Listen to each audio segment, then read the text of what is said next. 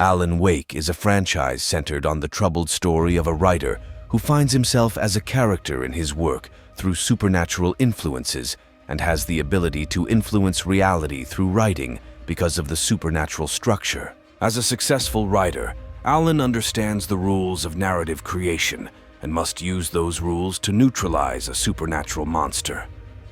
This entity threatens to conquer reality through the manipulation of artists, and Alan is placed in a position where his literary talents are the only way to prevent disaster. After the first version was released in 2010, fans had to wait 13 years to get the continuation of it. Thankfully, all that patience worked out, and as we know, the reviews and receptions for Alan Wake 2 have been very positive. The second entry, promising meaningful improvements in story and gameplay, led to one of the best horror titles of 2023. Although Alan Wake 2 is successful in its presentation and design, what it fails to do is that it does not firmly end its narrative complexity. Given his inner and outer literary roots, there is a clear path for Alan Wake to bring his extended story to a satisfying and sensible conclusion. Joseph Campbell's The Hero's Journey theory holds true for Alan Wake. For those unfamiliar, this is an authentic academic analysis of narratives and uses the nature of this theory to define a holistic pattern called single myth for storytelling, commonly referred to as the hero's journey. It can be seen in all kinds of media, from Marvel to anime and any other media. Alan Wake is no exception to this rule. For Campbell's framework, the three-step cycle will be as follows. First, departure. The protagonist leaves the world and his familiar life behind. Second, initiation. The protagonist experiences adventures in a different or strange world. Third, return. The protagonist has grown, changed, or reached his goal.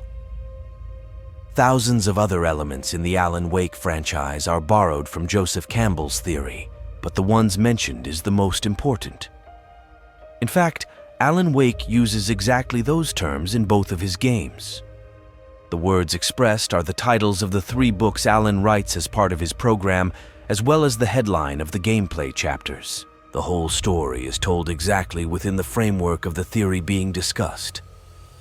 Among the many influences that Alan Wake's franchise has taken from a variety of sources and topics, Joseph Campbell's legacy seems to be the largest. This theory is one of the crucial themes of Alan Wake's narrative and illuminates the path to the outcome. Alan Wake's creative director and lead author Sam Lake is clearly familiar with the hero's journey theory.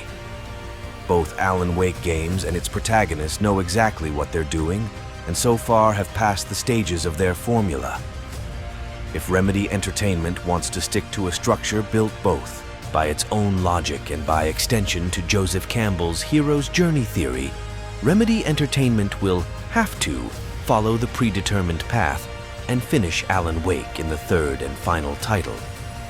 Due to the game's embrace and the product's commitment to the above ideas, the third edition is essentially needed, making the story fit and adapting appropriately to its thematic inspiration and its internal story. Once the story of the series is complete, Remedy Connected Universe will allow the studio to use Alan's character in future titles, like Control 2. As Campbell also describes, perhaps Alan will act as a mentor or guiding character. Alan Wake 3's final entry is essential to a definitive conclusion.